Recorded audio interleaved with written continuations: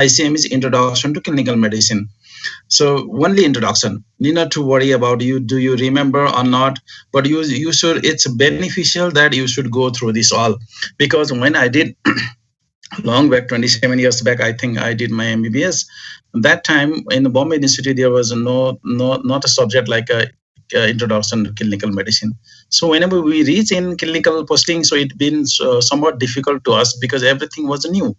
But for you, the KU has kept this subject. So at least you go through. You are not going to flunk or fail in this subject.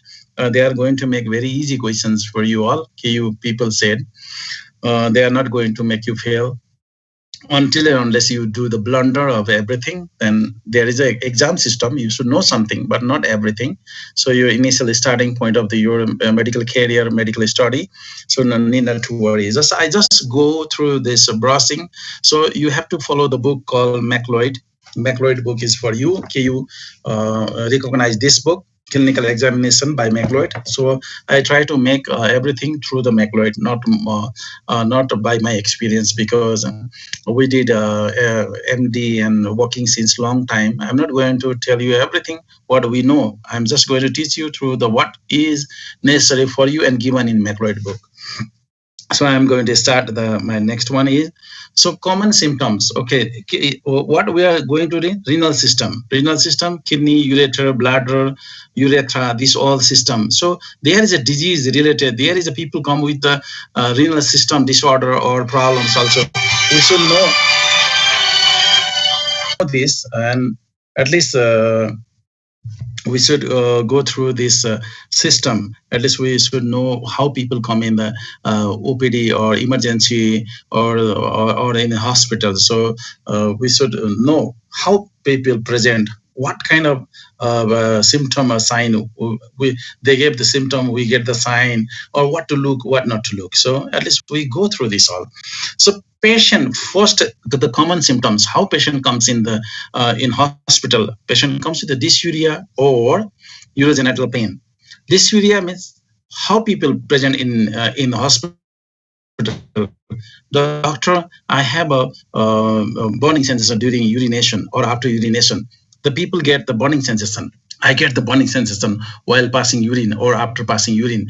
And what could be that? Why this they get this kind of symptoms? There are various diseases related to this system, like cystitis or inflammation of urinary bladder, urethritis, inflammation of urethra, prostate. Male has a prostate, female doesn't. So prostate inflammation, then gonorrhea is infection. It is caused by Neisseria gonorrhea bacteria. So sexually transmitted disease. In active young active life, people may be exposed to the other person unprotected. They may get the morning maturation because inflammation in urethra is stricture. There is a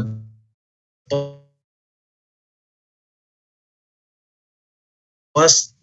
So could be anything, cystitis, bladder inflammation, or bladder neck obstruction. When that happens, bladder neck obstruction, when that happens, bladder neck obstruction, so patient comes with the acute bladder neck obstruction or by stone or blood clot. Patient comes with the stangury. So there is a pain. Whenever I try to pass urine, desired urine, there I get the pain in the lower abdomen. Talloped dukcha. People say come this way, but talloped dukcha. Sometimes it happens lower abdominal pain. They give the complaint in the gynae case also. In the problem in the ureter, PID, pelvic inflammatory disease, or maybe because of the ovarian tumor or twisted ovary, or so many things. But we are talking about renal system. So in this condition, we have to think about the acute bladder neck obstruction by stone or blood clot, not blood, because of clot. Because in the old age patient with the malignancy or patient with the other cause of trauma, they get the bleeding in bleeding in a bladder or in a kidney bleeding, so that blood comes down in the bladder, the clots, and it occludes the passage of the urine, and patient gets the stanguric pain, suprapubic pain. And there is the testicular and epididymal. We should not only concern about the kidney, ureter, and urinary bladder.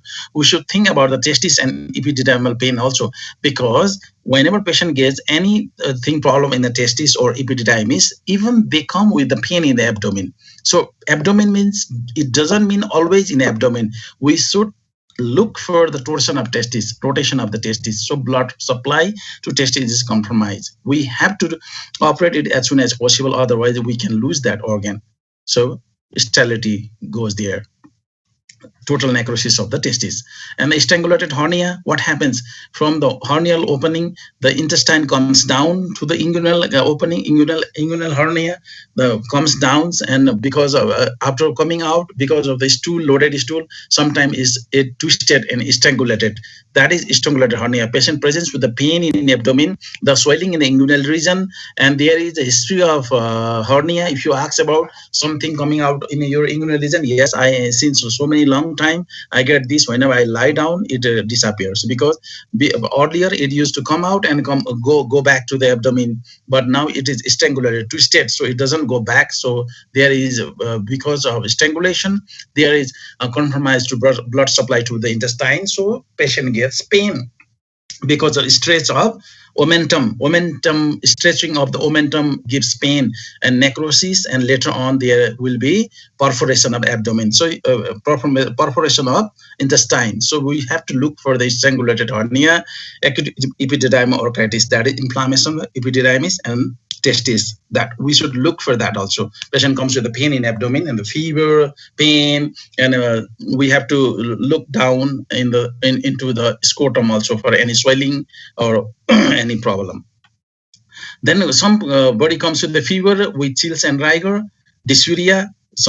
This mostly we can see in the urinary tract infection. There is a fever and burning micturition, but that is burning sensation during micturition. That is urinary tract infection. But sometimes patient comes with a chills, rigor.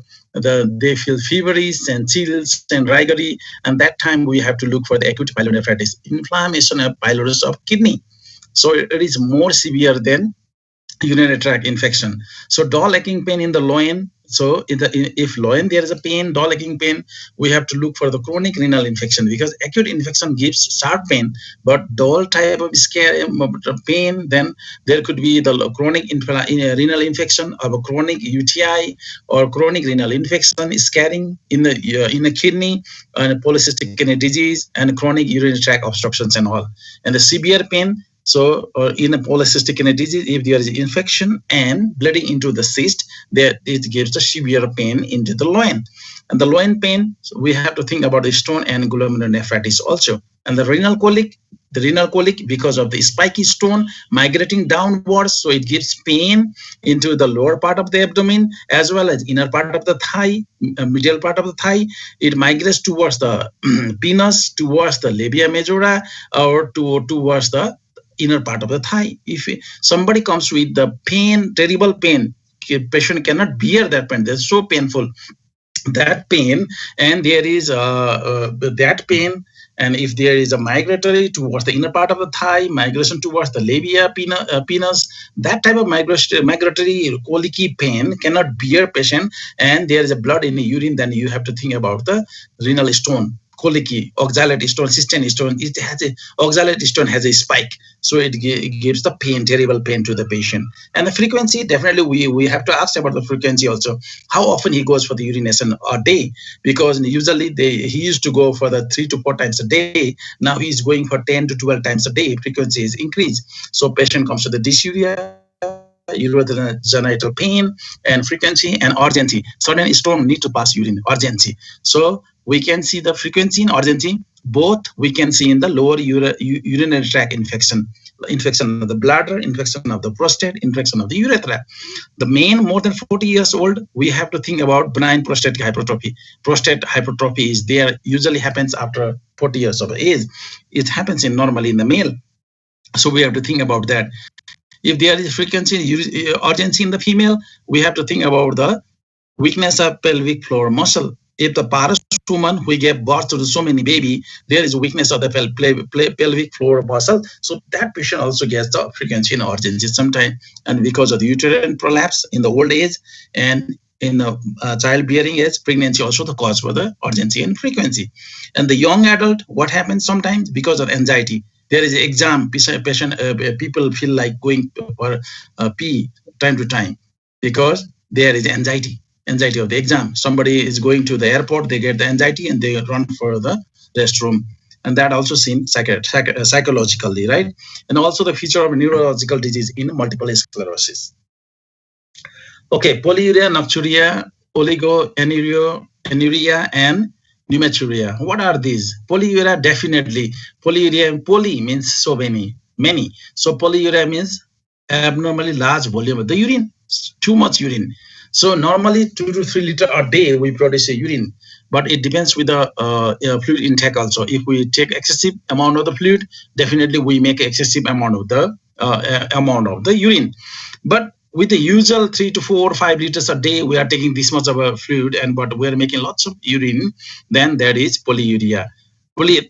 So we should look for the other causes also, because normally what happens, so whatever we drink, 500 to 800 ml, we there is insensible loss. What do you mean by insensible loss?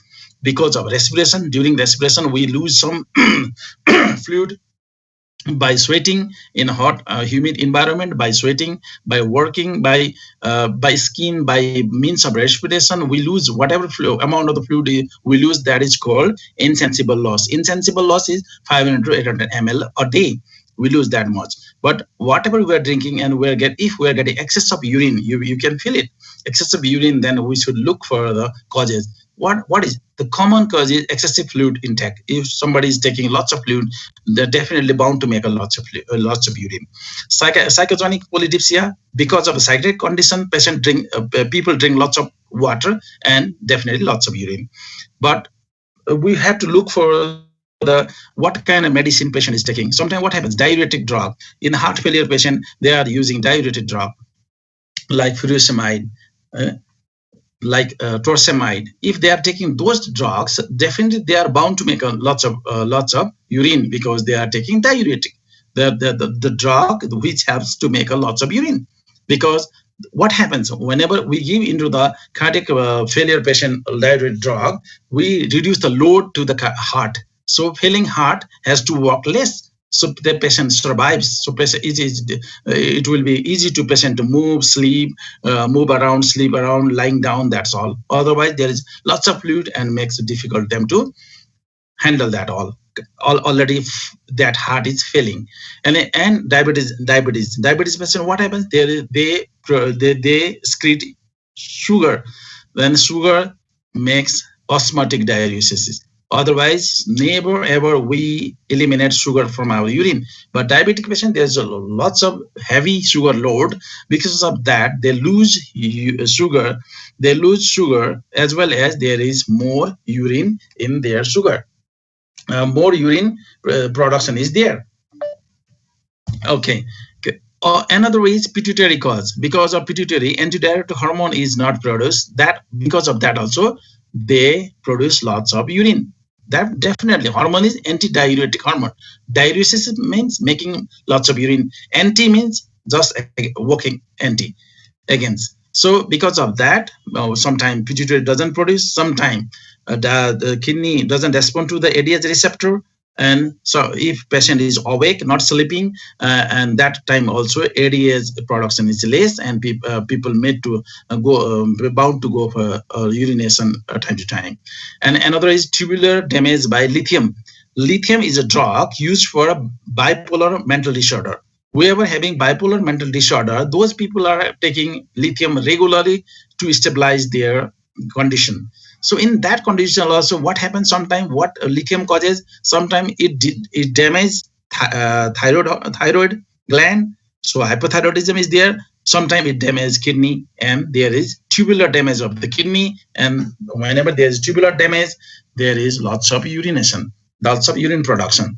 Then another is because of the painkiller or the nephrogenic drug also plays the role to damage kidney to make lots of urine. Oliguria is less than 800 ml per day. So what is oliguria? Less urine formation a day. So how it is can happen in hot and humid condition? People are not taking enough fluid. That causes oliguria. One other is maybe there is starting point. Maybe there is acute renal failure. Acute renal failure. Kidney is failing, so there is a less urine. So we have to think about this also. If there is a less urine output, we send blood investigation to find out there is a ARF or not, renal failure or not. So we have to look for that. We draw blood, send for the renal function test. Another is anuria, total no urine formation. Actually, urine formation is there, but it's a rare cause. Only sometimes what happen, bladder neck obstruction is there because of stone or blood clot in urethra. Urethra is only one, ureter is two. In the neck of urethra there is blockage, there is no urine, but that time we have to look at the patient's suprapubic region if there is distension or not, because whenever there is a blockage and there is blockage and retention of urine, there is distension in suprapubic region, that is bladder distension. Look for that. And nocturia, definitely in night people are making lots of urine at night. So what happens, sometimes people just drink lots of water before going to bed. They are bound to wake up and do urination at night. That is habit. So sometimes it is just non-specific, and sometimes it is insomnia. Whoever not sleeping at night, there is a normal increase in ADH is anti-diet hormone is doesn't occur, so patient go for urination. And maybe sometimes it is only symptom of chronic renal failure, cardiac failure, that could be. But why this happens in cardiac failure, nocturia? Whenever patient lie down, cardiac is not functioning well, so perfusion to kidney is compromised when patient is erect or walking. But whenever he or she go to the bed, he lie down and renal perfusion is improved. Whenever renal perfusion is improved, then kidney makes lots of filtration and lots of urine. Then he or she bound to wake up her urination. And hematuria is, that is air bubble in urine. It happens in the fistula formation. When there is a fistula is connecting tube like things. So fistula is there between bladder and intestine. Then definitely from intestine the air comes to the bladder. In that condition we can get the air bubble in the urine. So that happens in the so many cancers also, like cancer of the female, cancer of the uterus, cancer of the cancer of the colon, Crohn's disease. That condition gives this kind of problems. Okay, now abnormal urine flow, incontinence, enuresis. We should talk about this also. What is abnormal urine flow? When they reduce force of urinary stream, so urinary stream is say decrease. He cannot throw that as he used to do earlier. So when it happens, whenever there is benign prostatic hyperplasia, hypertrophy, prostate enlargement is there. If there is a prostate enlargement after 40 years of age, male comes with abnormal urine flow. We have to look for the prostate. We have to scan for the prostate or examine for the prostate, digital examination of prostate, as well as we should go for ultrasonography and urethral stricture. Sometimes what happens, because of trauma, because of sexually transmitted disease, male gets urethral stricture, and that time also the urine flow is abnormal. Then incontinence is involuntary passing of urine, weakness of the perineal muscle, paras women, already I told. Paras, so many giving so many normal birth, there is trauma is time, and lacks abdominal perineal muscles. Because of that also there is incontinence, dribbling of the urine. Prolapse of the uterus, neurological disorder, and diabetes mellitus, and spinal cord injury or lesion or trauma or multiple sclerosis. Because of that also patient, there is incontinence, so urine cannot hold, patient cannot hold urine. And enuresis, nocturnal enuresis, bed wetting. That this is mostly seen in the small children, and this is due to emotional disturbances. This is due to emotional disturbances. Our list of the urinary symptoms already I'm not going to talk about this all. Pain, passing urine, dysuria. Same thing we talked earlier, so I'm not going to waste my time here. I have only half an hour more. The abnormal urine flow, incontinence, and neurosis. We talk about this also. Features of prostatic bladder neck obstruction. Prostate. If there is enlargement of prostate, what happens? Reduced force of urinary stream. Hesitancy. Double voiding. He passes urine again, feel like passing urine. Urinary dribbling. There is a dribbling of the urine. This all we can see in the prostate. And incomplete voiding of urine feels. Patient feels there is a remaining urine is there in his bladder. So key point in the history of the incontinence: age. We have to ask about age and onset. When is it started? Associated with what? Sometimes associated after trauma, maybe the spinal injury, a number of the times per day, how many times he goes to the urination and all. So any other associated urinary symptoms like provocating factors like coughing, sneezing, exercising, does he pass urine or not? Because there is bladder neck sphincter problem. Cause of the urinary incontinence, we incoordination of the bladder sphincter function in the old age, spinal cord injury. We already talked about this all. I'm not going to waste time. Sorry. Kidney stones. Okay. Definitely kidney system. We are talking about the kidney system. So patient comes with so many patient comes with the kidney stone also. The what condition helps to form the kidney stone? The low urine volume, high ambient temperature, low fluid intake, that helps. And diet, high protein diet, high sodium, low calcium diet, high sodium excretion, high oxalate excretion, high urate excretion, low citrate excretion, infection also. Other medical condition as hypercalcemia of the any cause, or ileal disease or resection, and other cause familial hypercalciuria, medullary response disease, cystinuria, that all also leads to the stone formation. Okay, now we talk about abnormality of the urine color. Definitely, if patient comes, now what we finished are symptoms, how they come, dysuria, stangury, and all pain and presentation of those things. Now we going for the color of the urine. If patient gives the urine collection and it is the orange brown color, conjugated bilirubin or rubabsena. This is the medicine, is a traditional medicine used for constipation. Because of that, also it imparts the color in the urine. So concentrated normal urine, also orange brown, very low fluid intake. If the red brown, then it could be the blood, myoglobin, free hemoglobin, porphyrins, a drug like rifampicin. If somebody is taking antitubercular drug and there is a rifampicin and patient comes with the red urine, we have to find out first. We have to think about that medicine could be because of the rifampicin. Then we look for the hematuria also. So metronidazole, sometimes metronidazole also gives red urine, and warfarin anticoagulant therapy. Patient comes with the red urine or sometimes with the bleeding also. Beetroot vegetables also give the red urine and blackberries. And brown black conjugated bilirubin, L-DOPA, homocysteine, cysteine, homogentisic acid also gives black brown. About now we talk about the cause of proteinuria, because this is very important. Because protein, whenever there is a proteinuria, then there is suspect that there is a kidney or renal disease more likely. Then we have to find out then other things also, but we have to look out about the renal disease also. The renal disease: glomerulonephritis, diabetes mellitus, amyloidosis, systemic lupus erythematosus, drug like gold penicillamine whenever using a rheumatoid arthritis. If the patient of the rheumatoid arthritis taking gold or penicillamine comes with the proteinuria, we are thinking this is because of this medicine.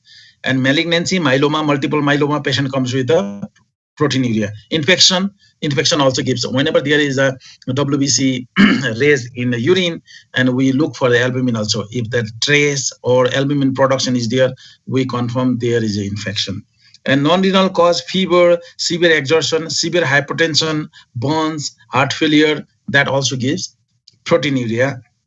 And sometimes orthostatic proteinuria, that means whenever patient is upright, then there is a proteinuria, but lying down there is no proteinuria. So only morning sample we don't take, because patient was sleeping, lying down whole the night, and get up early morning, collect the urine, but we cannot find proteinuria over there. Now, causes of the hematuria and their relationship to pain. Painless glomerulonephritis, tumor of the kidney, ureter, bladder, or prostate, tuberculosis, schistosomiasis, that is infection, hypertensive nephrosclerosis because of hypertension, pressure, because of pressure, kidney damage, acute tubular necrosis, interstitial nephritis, unless very acute, severe, renal ischemia, renovascular disease, or distance running or severe exhaustion. Hello? Hello? Just to sort of rest for a little while. Some people. Hello? Hello? Any disturbances? Hello? Are you listening? Yes, sir. No. Are you listening? Yes, Yes, sir. sir. Okay. Okay, coagulation disorder and anticoagulant therapy. And the painful condition is urinary tract infection. Definitely urinary tract infection. Patient comes with hematuria as well as painful condition, pain, dysuria, as well as fever. Sometimes they get chills if there is a pyelonephritis. There is inflammation of pylorus of the kidney. And renal canicula, definitely renal caniculi, any patient land up emergency with severe pain because the only what acidic acidic urinary stone gives pain. Basic stone, staghorn, that is a big one. The sometimes the big size of the kidney as well. That it fills all the pylorus of the kidney. It doesn't give that pain. It doesn't give colicky pain. It gives dull type of pain. But whoever patient comes with the colicky pain, there is acidic urine stone that all are mostly spiky, and oxalate is always spiky. Patient comes with a terrible pain. And low end pain hematuria syndrome. It is in 1967, three females present to the hospital with the low end pain, and there is the hematuria. So that's name itself came low end pain hematuria syndrome. So sometimes what happens? Female patient comes with the low end pain, and there is hematuria. Other things is normal, and it could be low end pain hematuria syndrome. Other is, say, maybe either is urinary tract infection, reflux nephropathy, and renal scarring. And the figure is here. You can find out in your Macleod book or any book. Now we go for history taking. Now patient comes with those kind of complaint in emergency or OPD. We need to take a history, because without history we're not going to land up in a diagnosis. So how we take history is, past history we take about the hypertension. Because of hypertensive nephropathy, because of hypertension kidney failure is there. Lots of people lost their kidney because of hypertension, because of diabetes. I think 70% people, 60 to 70% people lost their kidney because of only neglecting hypertension and diabetes. Diabetic nephropathy is there, hypertensive nephropathy is there. These two are leading, I think.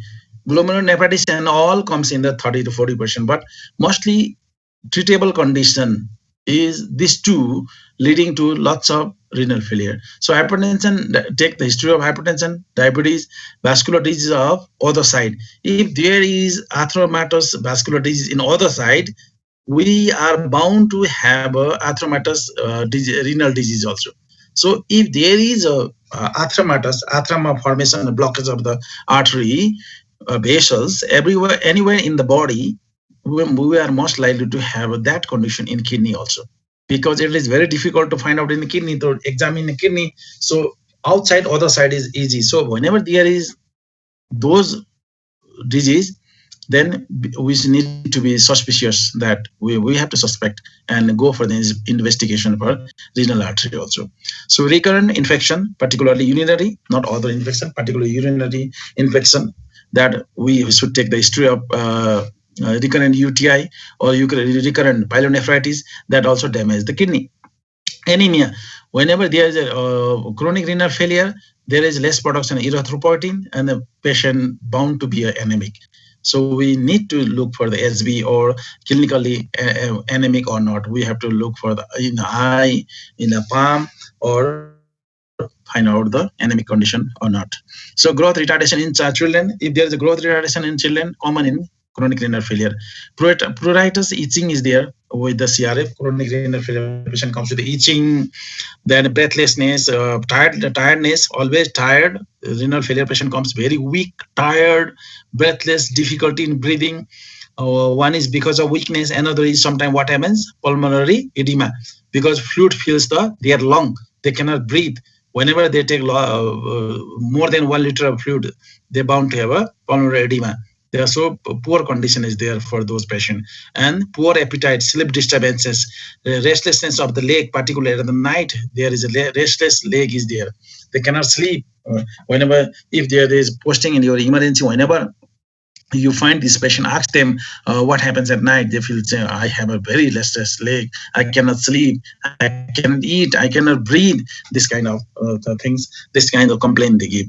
And muscle twitching due to hypocalcemia. In severe renal failure, patient comes with the vomiting, diarrhea, confusion, alter consciousness, alter sensorium, and sometimes they land up with what happens, pulmonary edema, pink frothy sputum from the mouth. They cannot breathe. The saturation is very low, and there's heart rate also. Sometimes bradycardia. They come in the bradycardia because of increase of potassium hyperkalemic condition. They land up in the emergency.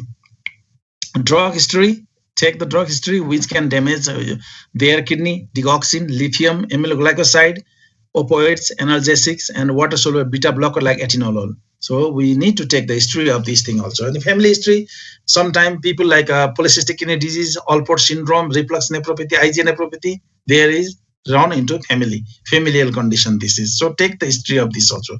Environmental and occupation. Patient working in the renal stone, they working in the hot condition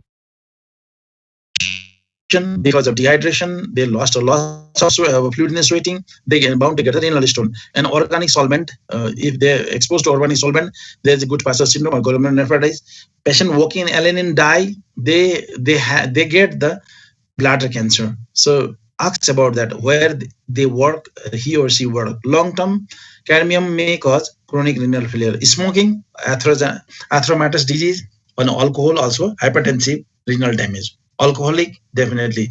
Taking smoking, chewing tobacco, hypertensive cause, it can cause hypertension, and hypertension leads to the renal failure. So when a patient comes with the, look for the anemia, platelet abnormality, skin condition, pigmentation, pruritus, GI tract, anorexia, nausea, vomiting, diarrhea. We talk already. CNS confusion, coma, ultrasensorium, CBS, uremic, pericarditis, hypertension, peripheral vascular disease, and renal osteodystrophy, osteomyelitis, muscle weakness, and all. Now, if patient comes, if the renal failure patient comes, then when we are observing those patients, we can find out these things: jugular venous pressure raised, JBP raised JBP because of the fluid overload. Then there's a pericardial tamponade. Pericardial tamponade means what? Fluid around the heart, inside pericardium. So that should be there. That pericardial space is filled by the fluid. So heart cannot expand as well as it has to. So that condition is called pericardial tamponade. Pericardial tamponade. So patient comes with the pulses paradoxus, difficulty in breathing, uh, confusion, and severe condition. So we have to suspect that could be, it can be in this patient. Until and unless we don't do echocardiography, we are not going to find out it is pericardial tamponade. Suspect first. Suspect it could be this in this patient. Tankoff's catheter for peritoneal dialysis. And increased respiratory rate, death in the metabolic acidosis.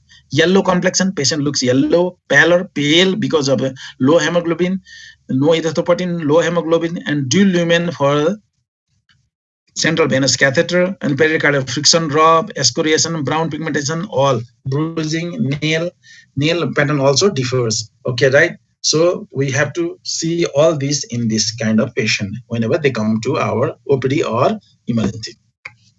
Abdominal examination. Ask the patient to lie down flat in the pillow, then arms should be relaxed, and arms should be in sideways, and abdomen should be relaxed. We are going to examine abdomen of this patient because this is kidney is abdominal organ. So we are going to inspect and palpate, and whatever we do in the abdomen. So inspection, distance of the abdomen. Abdomen is distended or not. If it is very much enlarged, then there could be the polycystic kidney disease, or obstructive uropathy or gross bladder distension. But bladder distension we can see in suprapubic region, not above the suprapubic region. Bladder cannot distend up to the hypochondrium. So scar of the renal tract surgery, if any surgery is done previously or any catheter is kept or for dialysis, that also we can, while doing inspection, we should mention and note everything. Any absence of abdominal muscle or not, prune belly syndrome, that is rarely happens. Okay, don't worry about that. And palpation is the main thing here in abdominal examination.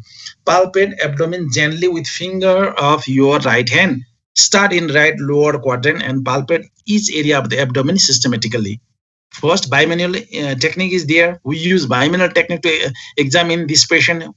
So what we do in a bimanual examination, place your left hand behind the patient back. Definitely left hand behind patient, right hand in front of the patient, and finally gently you push towards the patient. Whenever patient together press, whenever patient takes breath out.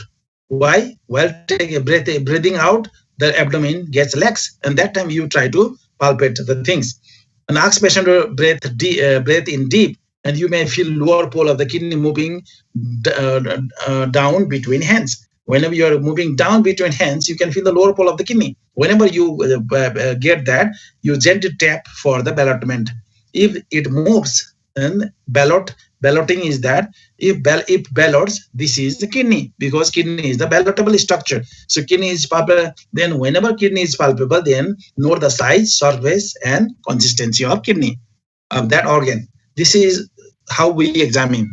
One is right kidney palpation, another is left kidney palpation. You can see in Google, just type and you can see this kind of the picture, and try see in the YouTube and try in your friend. Okay, whenever we are palpating, then if it is polycystic kidney disease, irregular nodular surface, size from the moderate to enlarged to fill whole of the one of the abdomen. Tumor is always firm, irregular, and sometimes tethered to attach to surrounding structure. So ballotment is somewhat neutralized by tumor. And enlarged obstructed hypertrophic kidney, it is what happened. It's only enlarged kidney, so its surface is always smooth. Then renal angle tenderness, we look for the while palpating, we look for the renal angle tenderness also. We make a fist from palmar surface of the our fist. We hit into the renal angle that is made by 12th rib and spine, and in that angle we gently hit and look in the face of the patient. So if there is a pain, patient's face changes. So notice that. Don't ask dukcha dukdena. They can say anything, but just give a tap, give a thrust, and look at the patient face. And renal enlargement is there. Compensatory hypertrophy. Sometimes what happens? One kidney is not working or atrophy, surgically removed. Then another kidney is enlarged. Sometimes that happens. The take history, removed or not. What is their status of the previous time whenever they came to the hospital? What is the status of their both kidney? Somebody is knowing about their condition. And any renal tubular and hydronephrosis, there is renal enlargement, the both kidney and polycystic kidney disease, amyloidosis, and acute form of the glomerulonephritis. And transplanted kidney you can get in iliac fossa. Whenever we donate our kidney to somebody, the doctor put that in iliac fossa. They don't remove previous kidney. The patient have a 3 kidney now because they put this kidney in iliac fossa. So whenever you palpate, you get this transplanted kidney in iliac fossa. And distended bladder is smooth firm in suprapubic region. If there and how can you confirm this is a bladder swelling? Whenever you catheterize, it disappears. Percussion of the kidney is generally unhelpful. It doesn't help.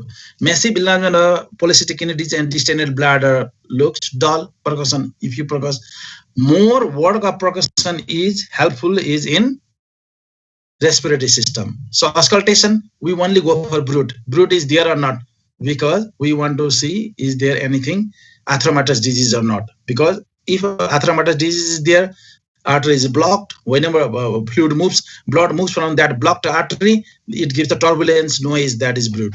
And other examination, we look for we examine prostate also, because sometimes what happens, patient comes with the BPH and renal problem, or sometimes malignant changes in prostate. So whenever we do the digital rectal examination, if it is smooth, that is enlarged BPH. If it is nodular or rough, then it could be a malignancy. And vaginal examination to rule out other things, and we look for the ankle, sacrum, and edema in the ankle, sacrum, and back of the thigh. A nephrotic syndrome, marked tissue edema, but not rise JBP. If there's a sign of the extra vascular fluid, pleural effusion, sometimes we get ascites also. So we look this thing. So renal angle tenderness is there, hitting by the plumber aspect of their fist, and down is sacral edema showing pitting, and another is arteriovenous fistula for dialysis. So we need not to forget to see these or note these things. Uh, Examine the patient with the hematuria. Okay, I skip this same thing. I'm not going to tell. It's a very long because we have only 15 minutes. Now we look for some point. I just say that examine the patient with the, if patient comes with the hematuria, then we measure temperature. It could be because of the urinary tract infection. It could be because of endocarditis, inflammation in endocardium of the heart with the renal involvement. Look for the bruising or purpura, coagulation disorder, or vasculitis, or renal failure. Examine nail follow splinter hemorrhage, that also bacterial endocarditis. So bacterial endocarditis, which is the cardiac condition, has more also impact in kidney. So don't forget to auscult.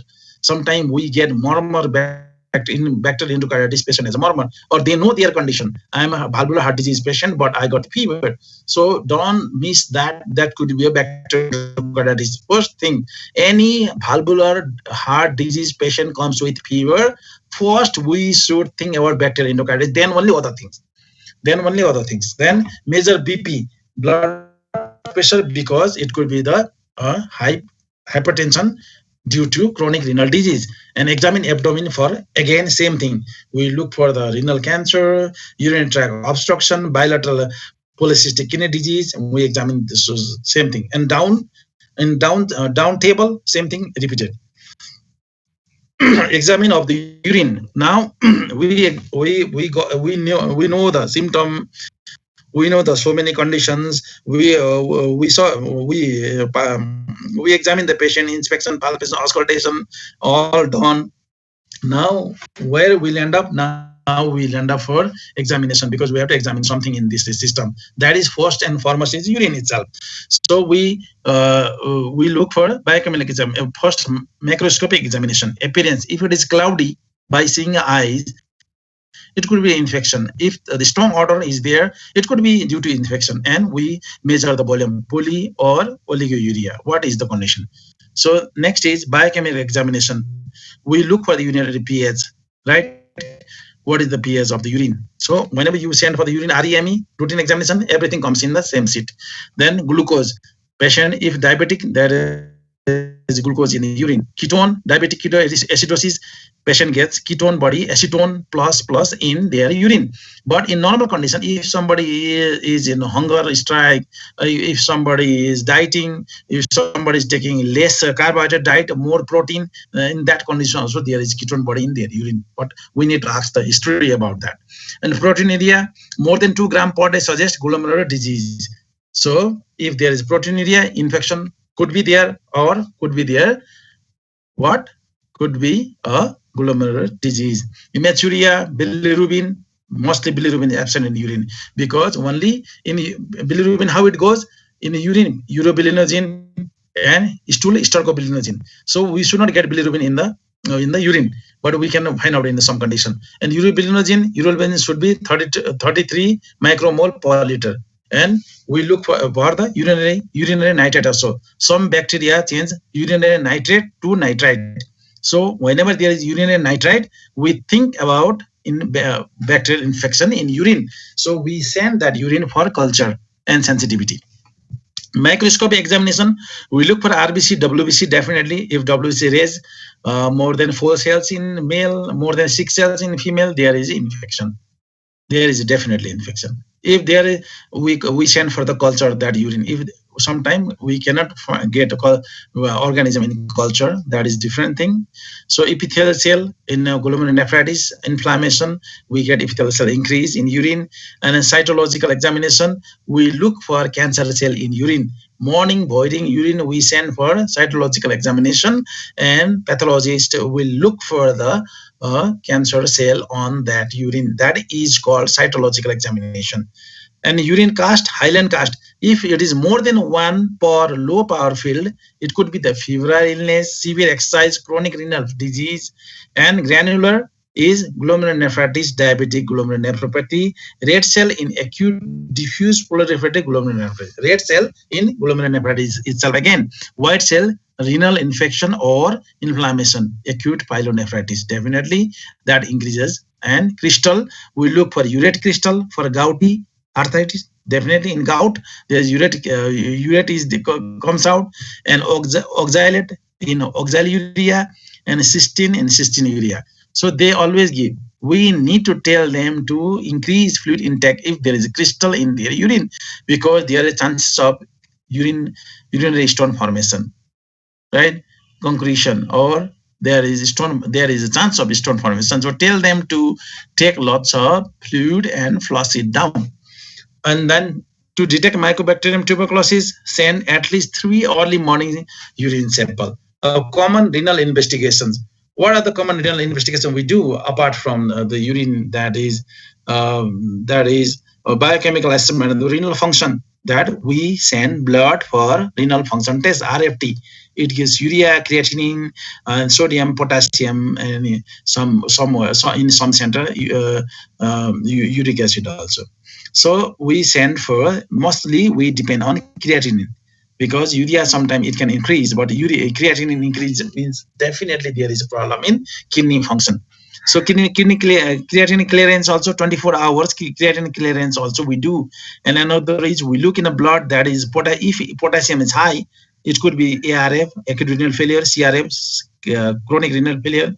Decreased bicarbonate, again seen in the ARF and CRF. Decrease calcium, increase phosphate in CRF. And that decrease calcium and increase phosphate increase parathyroid hormone and alkaline phosphatase and increase urate. That all, this all scenario we can find out in chronic renal failure. So we send blood to look this all. Previously above we send urine, now down we are sending blood. And we go for urinary tract ultrasonography. What ultrasonography says that urine size, sometimes what happens, 9:4 normal size, sometimes it first in the starting point of renal failure it increase in size, later in chronic condition it decrease in size. So we want to know the kidney size, shape, position, and corticomedullary differentiation. Cortex and medulla differentiation is different in USC, but if it is comes in the same way, then we write it medico-renal disease. That means kidney is failing. So evidence of the obstruction is there, not renal cyst or solid lesion, bladder abnormality, to measure the post-voiding residual urine. USC, we do what? Okay, we do the USC with a full bladder. Then we tell patient to go and pass the urine, and he comes again. We must do in the prostatic hypertrophy. He comes again. We scan again. How much fluid is residual? How much urine is there? What happens? Bladder neck obstruction or hyperplasia of prostate. There is ample amount of the urine is already still there. So that condition we measures by ultrasonography. Doppler ultrasound of the renal artery, we look forward is it is absent or not.